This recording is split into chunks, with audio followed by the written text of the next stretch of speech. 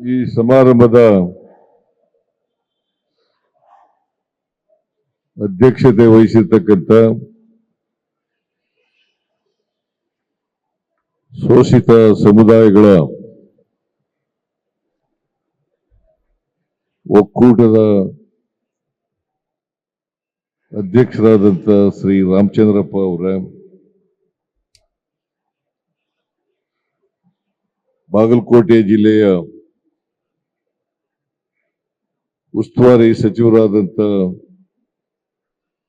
ಶ್ರೀ ತಿಮ್ಮಾಪುರ ಅವರ, ಇಲಾಖೆ ಸಚಿವರಾದಂಥ ಶ್ರೀ ತಂಗಡಗಿಯವರ,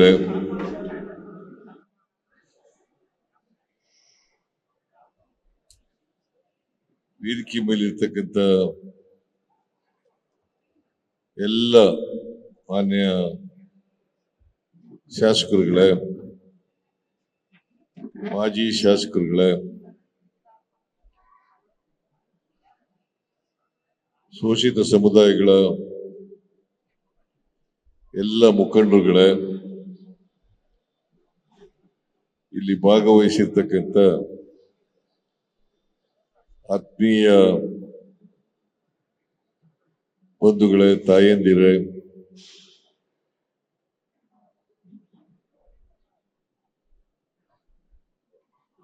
ಯುವಕ ಮಿತ್ರರೇ, ಮಾಧ್ಯಮದ ಸ್ನೇಹಿತರು,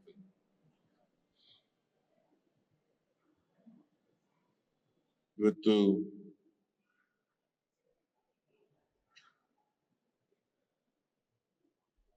ಶೋಷಿತ ವರ್ಗಗಳ ಸಮಾವೇಶ ನಡೀತಾ ಇರ್ತಕ್ಕಂಥದ್ದು ಬಹಳ ಸಂತೋಷದ ವಿಚಾರ.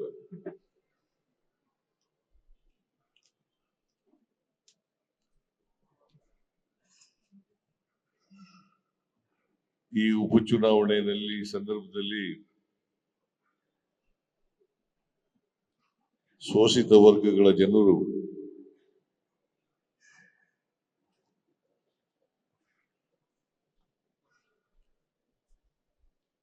ಸಮಾವೇಶ ನಡೆಸಿ ಕಾಂಗ್ರೆಸ್ಸಿಗೆ ಬೆಂಬಲವನ್ನ ವ್ಯಕ್ತ ಮಾಡಿರ್ತಕ್ಕಂಥದ್ದು ಅತ್ಯಂತ ಸ್ವಾಗತಾರ್ಹವಾದಂಥ ವಿಚಾರ ಅಂತೇಳಿ ನಾನು ಭಾವಿಸ್ಕೊಂಡಿದ್ದೇನೆ.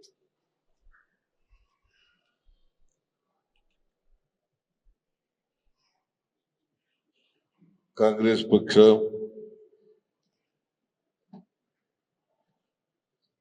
ಸಮಾಜದಲ್ಲಿ ಇರ್ತಕ್ಕಂಥ ಶೋಷಿತ ವರ್ಗಗಳು, ಎಲ್ಲ ಸಮಾಜದ ಬಡವರು,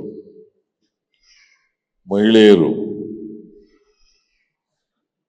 ದಲಿತರು, ಅಲ್ಪಸಂಖ್ಯಾತರು, ರೈತಾಪಿ ವರ್ಗ, ಕಾರ್ಮಿಕ ವರ್ಗ, ಇವನ್ನೆಲ್ಲ ಒಟ್ಟಿಗೆ ತಗೊಂಡು ಹೋಗ್ತಕ್ಕಂಥ ಪಕ್ಷ ಯಾವುದಾದರೂ ಇದ್ರೆ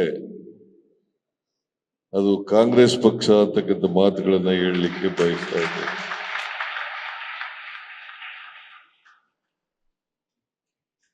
ಸ್ವಾತಂತ್ರ್ಯ ಬಂದಾಗಿನಿಂದ ಇವತ್ತಿನವರೆಗೆ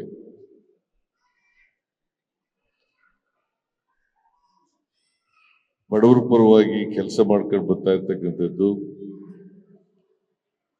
ಕಾಂಗ್ರೆಸ್ ಪಕ್ಷ. ಬಾಬಾ ಸಾಹೇಬ್ ಅಂಬೇಡ್ಕರ್ ಅವರು ಒಂದು ಮಾತನ್ನ ಹೇಳಿದ್ದಾರೆ.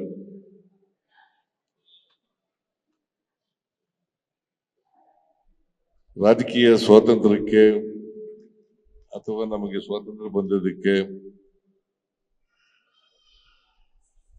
ಅದು ಸಾರ್ಥಕ ಆಗ್ಬೇಕಾದ್ರೆ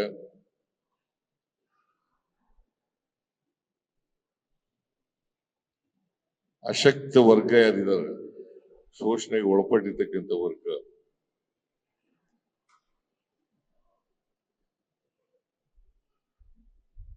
ಆ ವರ್ಗಗಳಿಗೆ ಆರ್ಥಿಕವಾಗಿ ಸಾಮಾಜಿಕವಾಗಿ ಶಕ್ತಿಯನ್ನು ತುಂಬಬೇಕು. ಅವರು ಕೂಡ ಸ್ವಾವಲಂಬನೆಯಿಂದ ಬದುಕ್ತಕ್ಕಂಥ, ಸ್ವಾಭಿಮಾನದಿಂದ ಬದುಕ್ತಕ್ಕಂಥ ಸಾಮಾಜಿಕ ವ್ಯವಸ್ಥೆ ನಿರ್ಮಾಣ ಆಗಬೇಕು.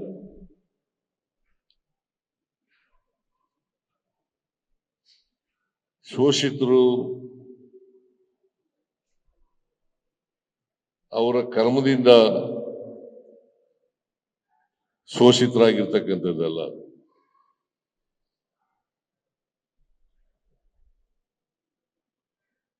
ನೂರಾರು ವರ್ಷಗಳ ಕಾಲ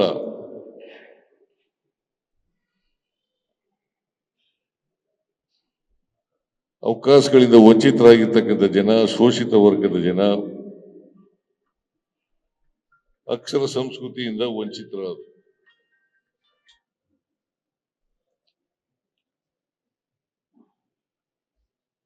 ಅಕ್ಷರ ಸಂಸ್ಕೃತಿಯಿಂದ ವಂಚಿತರಾದ ಮೇಲೆ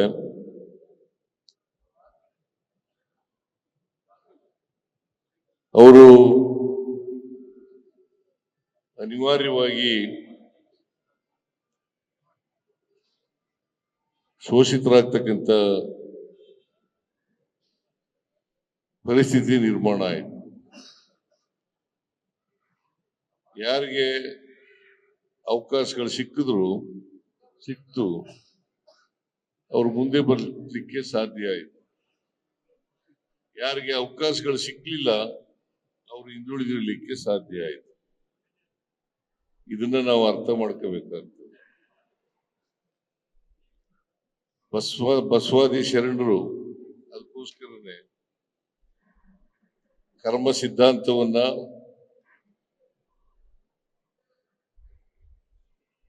ಅವರು ತಿರಸ್ಕಾರ ಮಾಡಿದ್ರು. ಕರ್ಮ ಸಿದ್ಧಾಂತನ ತಿರಸ್ಕಾರ ಮಾಡಿದ್ರು. ಶೋಷಿತರು ಶೋಷಿತರಾಗೇ ಇರ್ಬೇಕು.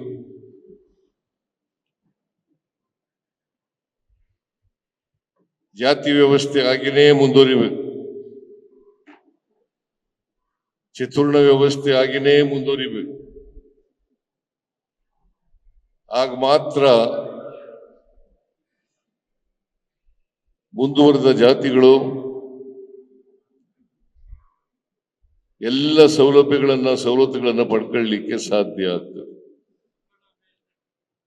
ಶೋಷಣೆಯನ್ನ ಮಾಡಲಿಕ್ಕೆ ಸಾಧ್ಯ ಆಗ್ತದೆ. ನಿಮಗೆ ಆರ್ಥಿಕವಾಗಿ ಸಾಮಾಜಿಕವಾಗಿ ಶಕ್ತಿ ಬಂದ್ರೆ ಶೋಷಣೆಯನ್ನ ಮಾಡತಕ್ಕಂಥದಕ್ಕೆ ಆಸ್ಪದ ಇರಲ್ಲ. ಅದಕ್ಕೆ ಪಟ್ಟಭದ್ರ ಹಿತಾಸಕ್ತರು ಕೆಲವು ಮೌಢ್ಯಗಳನ್ನ ಬಿತ್ತಿ ಅವುಗಳನ್ನ ಗಟ್ಟಿಯಾಗ್ತಕ್ಕಂಥ ರೀತಿಯಲ್ಲಿ ಮಾಡಿದ್ದಾರೆ.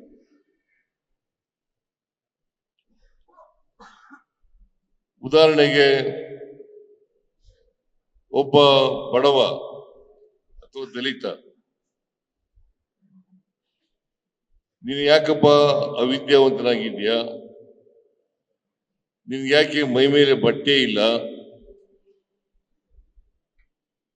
ನಿನ್ಗ್ಯಾಕೆ ಸೂರಿಲ್ಲ, ನಿನ್ಗ್ಯಾಕೆ ಶ್ರೀಮಂತಿಗೆ ಇಲ್ಲ ಅಂತಂದ್ರೆ, ನಾನು ಹಿಂದಿನ ಜನ್ಮದಲ್ಲಿ ಕರ್ಮ ಮಾಡಿಬಿಟ್ಟಿದ್ದೆ, ಅದಕ್ಕೋಸ್ಕರ ಈ ಜನ್ಮದಲ್ಲಿ ನಾನು ಈ ರೀತಿಯಾಗಿ ಇದ್ದೀನಿ ಅಂತಕ್ಕಂಥ ಭಾವನೆ ಬರೋ ರೀತಿಯಲ್ಲಿ ಗಟ್ಟಿಯಾಗಿ ಅದನ್ನ ಬಿತ್ತಿ ಬೆಳೆಸಿದ್ದಾರೆ. ಇದನ್ನ ನಾವೆಲ್ಲರೂ ಕೂಡ ಅರ್ಥ ಮಾಡ್ಕೋಬೇಕಾಗ್ತದೆ. ಅದಕ್ಕೋಸ್ಕರನೇ ನಾನು 2013ರಲ್ಲಿ ಮುಖ್ಯಮಂತ್ರಿ ಆದ ತಕ್ಷಣ ಬಸವಣ್ಣವರ ಹೆಸರಿನಲ್ಲಿ ಪ್ರಮಾಣ ವಚನ ಸ್ವೀಕಾರ ಮಾಡಿದೆ. ಕಾರಣ ಯಾಕಪ್ಪ ಅಂತಂದ್ರೆ ಸಮಾಜದಲ್ಲಿರ್ತಕ್ಕಂಥ ಬಡವರು, ದಲಿತರು, ಹಿಂದುಳಿದವರು, ಅಲ್ಪಸಂಖ್ಯಾತರು ಈ ವರ್ಗದ ಜನರಿಗೆ ಸಾಮಾಜಿಕ ನ್ಯಾಯವನ್ನ ಕೊಡಬೇಕು ಅಂತಕ್ಕಂಥ ಮಾತುಗಳನ್ನ ಹೇಳಲಿಕ್ಕೆ ಬಯಸ್ತಾ ಇದ್ದೇನೆ. ನಾನು ಮುಖ್ಯಮಂತ್ರಿ ಆದ ತಕ್ಷಣನೇ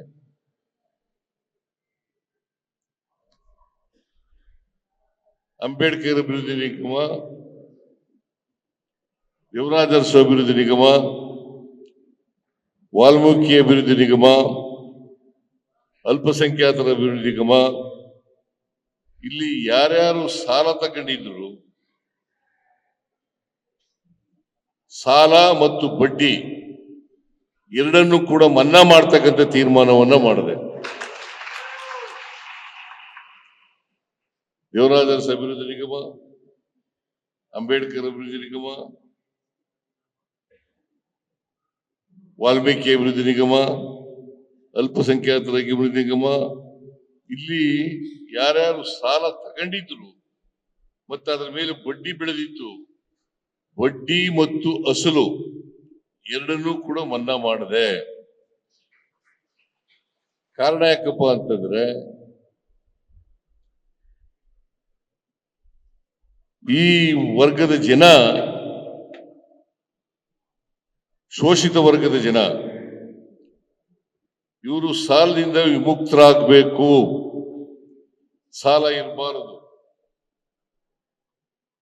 ವಿಮುಕ್ತರಾಗಬೇಕು ಅಂತೇಳಿ ತೀರ್ಮಾನ ಮಾಡಿದೆ. ಅದಕ್ಕೋಸ್ಕರನೇ ಈ ತೀರ್ಮಾನವನ್ನು ಮಾಡಿ ನಂತರ ಮಾಡಿದ್ದು ಅನ್ನಭಾಗ್ಯ ಕಾರ್ಯಕ್ರಮ. ಅನ್ನಭಾಗ್ಯ ಕಾರ್ಯಕ್ರಮ ನಿಮ್ಗೆಲ್ಲ ಒಂದು ನನ್ನ ಅನುಭವದ ಮಾತುಗಳನ್ನ ತಮ್ಮ ಮುಂದೆ ಇಡ್ಲಿಕ್ಕೆ ಬಯಸ್ತಾ ಇದ್ದೇನೆ. ನಾನು ಸಣ್ಣ ಹುಡುಗ, ಅಂದ್ರೆ ಪ್ರಾಥಮಿಕ ಶಾಲೆಯಲ್ಲಿ ಮಾಧ್ಯಮಿಕ ಶಾಲೆಯಲ್ಲಿ ಓದ್ತಾ ಇದ್ದೆ. ಅಲ್ಲಿ ಓದುವಾಗ ನಮ್ಮೂರಿನಲ್ಲಿ 80%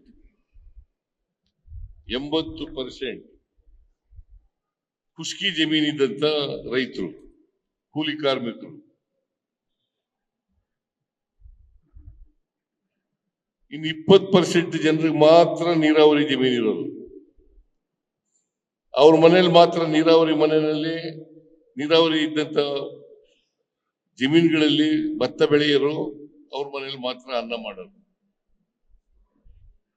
80% ಮನೆಗಳಲ್ಲಿ